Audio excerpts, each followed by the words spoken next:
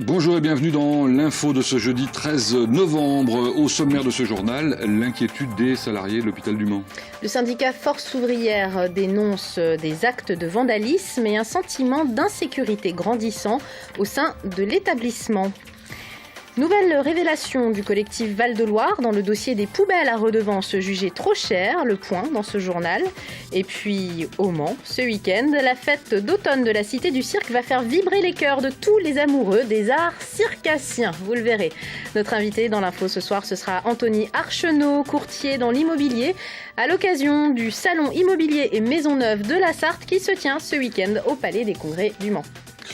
Le syndicat Force ouvrière dénonce des actes de vandalisme perpétrés à l'hôpital du Mans. Pas plus tard que le week-end dernier, des dégradations ont été constatées. Vols de voitures ou encore dans les vestiaires ont été signalés. Un plan de sécurisation est prévu. 800 000 € sur 4 ans. Mais pour le syndicat, il y a urgence. Florent Clavel.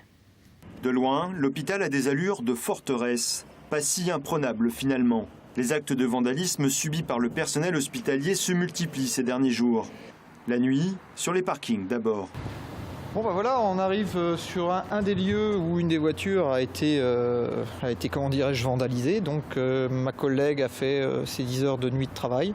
Et le matin, quand elle est arrivée, elle a retrouvé sa voiture ici avec la porte à moitié arrachée.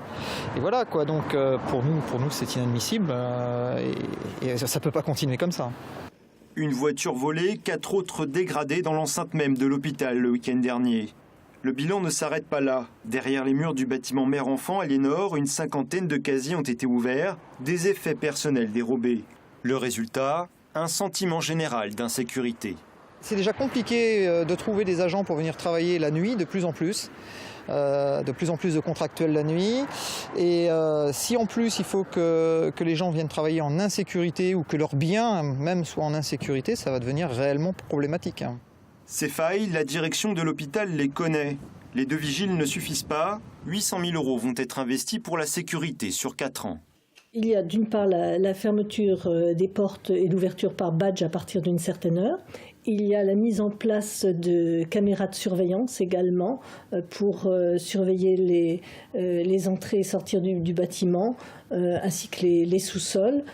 La direction promet une accélération de ces travaux. Dans l'attente, elle emploiera dès ce jeudi soir un vigile supplémentaire. Ils seront 3 pour surveiller les bâtiments sensibles. Une nouvelle réunion entre la direction et le comité d'hygiène et de sécurité est prévue dans les prochains jours. À la veille d'une nouvelle audience au tribunal de La Flèche, la grogne continue pour le collectif Val-de-Loire dans le dossier des poubelles à redevance. Oui, d'après eux, la nouvelle collecte coûterait plus cher à la collectivité. Les précisions avec Lucille Canté. Chiffres en main, le collectif Val-de-Loire a dénoncé ce matin les incohérences du nouveau système de collecte des déchets. Alors que les poubelles d'une partie de la population sont toujours ramassées en porte-à-porte, d'autres doivent apporter leurs sacs dans des conteneurs communs, ce qui devait coûter moins cher, et c'est d'ailleurs le cas sur une partie des factures. Mais le collectif révèle aujourd'hui que ces économies annoncées ne seraient pas là. On a dépensé un argent dingue pour quelque chose qui ne fonctionne pas et on arrive au bout du compte à ce que le mauvais service aux usagers est plus onéreux que le bon service et que les gens qui sont au porte-à-porte finalement subventionnent l'apport volontaire. Enfin, c'est complètement délirant, c'est une situation délirante. La différence serait de 25 € par an et par usager, une situation que ne s'explique pas le collectif qui veut tout remettre à plat. On nous explique que ce type de collecte est moins onéreuse, que c'est par souci d'économie qu'on l'a mis en place. Alors, où les gens qui l'ont fait sont rigoureusement incompétents, ils ne savent même pas faire un calcul, où il y a des intérêts obscurs là-dedans. Autre objectif de la réforme du mode de collecte, mettre en place une redevance incitative pour que les usagers soient facturés selon leur quantité de sacs poubelles. Mais les colonnes de déchets sont défectueuses, alors impossible de savoir qui jette quoi. Et pourtant, le collectif pointe du doigt une surfacturation liée à cette redevance incitative qui n'est pas encore mise en place. Mais normalement, c'est pas ça l'incitative. C'est rembourser les gens qui font un effort de tri. C'est pas leur faire payer l'effort de tri qu'ils vont faire. Ce point sera d'ailleurs soulevé devant la justice. Demain se tient à la Flèche une nouvelle audience où le dossier devrait être étudié sur sa forme. Au chapitre fait divers, l'homme percuté par une voiture à Ruaudin dans la nuit de dimanche à lundi est décédé des suites de ses blessures. Oui, l'homme âgé de 37 ans et originaire de Saumur avait été transporté au CHU d'Angers après l'accident. Le chauffeur du véhicule venu faucher le piéton avait 2,90 g d'alcool par litre de sang. Il conduisait malgré une annulation judiciaire de son permis de conduire. Il a été placé en garde à vue ce jeudi matin.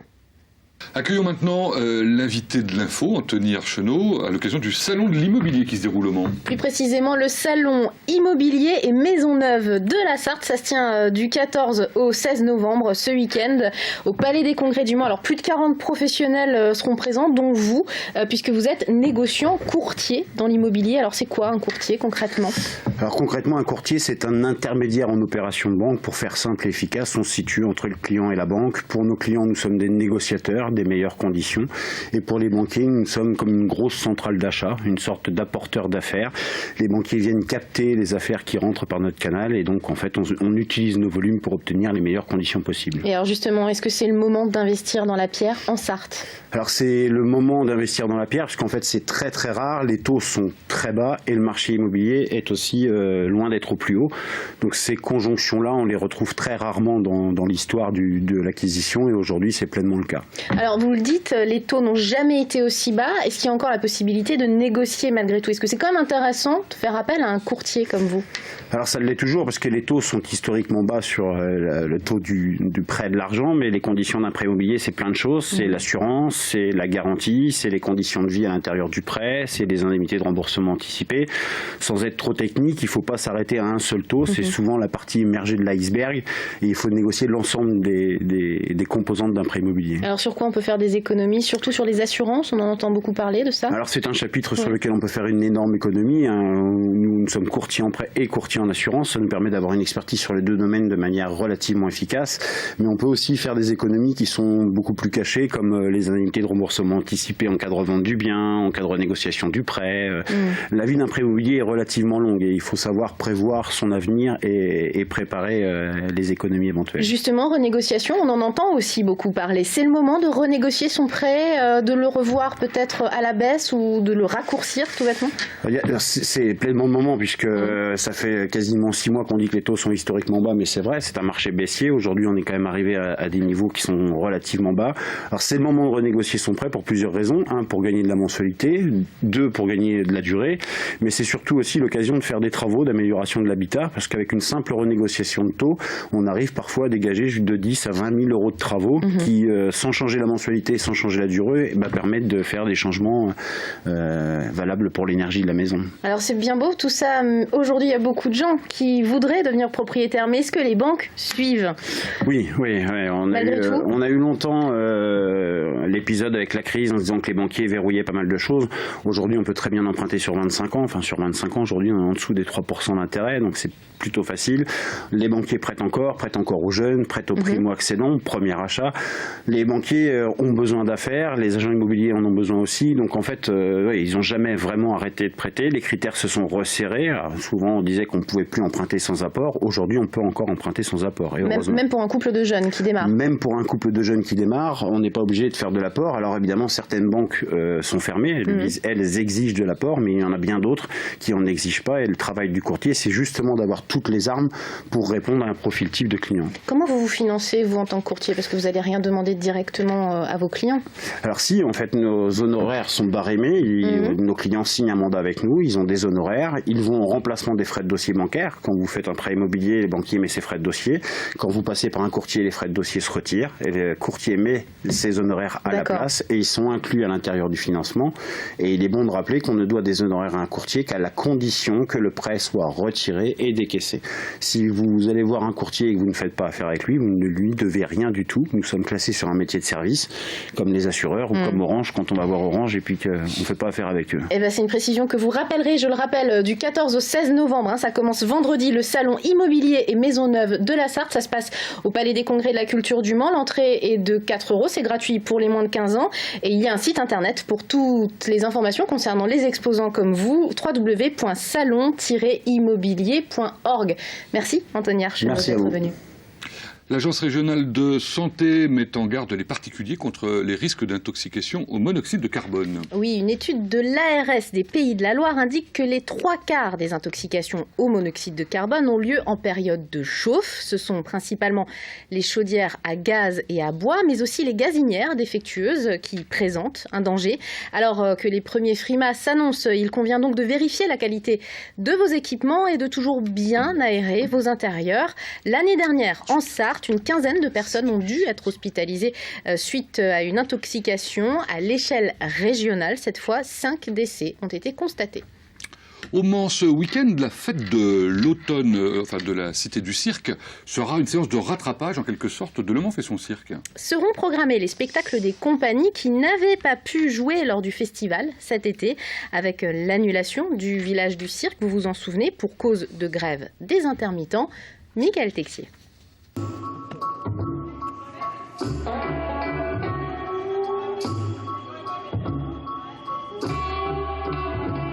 À Sens Unique, c'est le nom de la compagnie, de jeunes artistes formés à l'école du cirque de Québec. Parmi eux, un Manceau. De retour en Sarthe il y a un an, il a ramené dans ses bagages ses amis circassiens. En France, il y a beaucoup plus d'aide de l'État, d'aide de la région. Donc évidemment, il y a plus de festivals, mais aussi plus de compagnies. Donc il y a plus aussi de recherche, de création, tout ça. Au Québec, il y a beaucoup de gros spectacles. Évidemment, on pense au Cirque du Soleil. En France, on a la chance de pouvoir avoir le temps et l'argent de créer vraiment quelque chose qui nous tient à cœur et quelque chose qu'on va défendre longtemps. La compagnie aurait dû présenter ses numéros au festival Le Mans fait son cirque en début d'été. Dans un contexte de grève des intermittents du spectacle, la collectivité avait préféré annuler les festivités. À Sens Unique jouera finalement vendredi, sous le chapiteau de la fête d'automne de la Cité du Cirque. Le rendez-vous s'est justement étoffé cette année pour accueillir d'autres artistes, amateurs ou professionnels, qui n'avaient pas pu jouer en juin. On va vraiment avoir tout ce qui fait à la vie de la Cité du Cirque tout au long de l'année. Des présentations de travaux d'élèves amateurs, des présentations de travaux du parcours cirque, hein, le programme qui est mis en place avec les collèges Alain Fournier et Albert Camus, la fanfare circasique également, qui est une fanfare mi-professionnelle, mi-amateur, qui travaille dans les locaux de la Cité du Cirque. Tous ces groupes, tous ces travaux, toutes ces créations étaient programmés dans le cadre du festival. En tout, une cinquantaine d'artistes seront présents pour un week-end de fête à partir de ce vendredi soir. Les plus fidèles téléspectateurs de LMTV auront probablement reconnu Ben qui, alors qu'il avait à peine 14-15 ans, avec Nora, animé une émission sur ce qui s'appelait à l'époque Canal 8. Merci. Laure, dans un instant, on se retrouve pour la suite de programme avec, après la météo, l'actu vue par les entrepreneurs.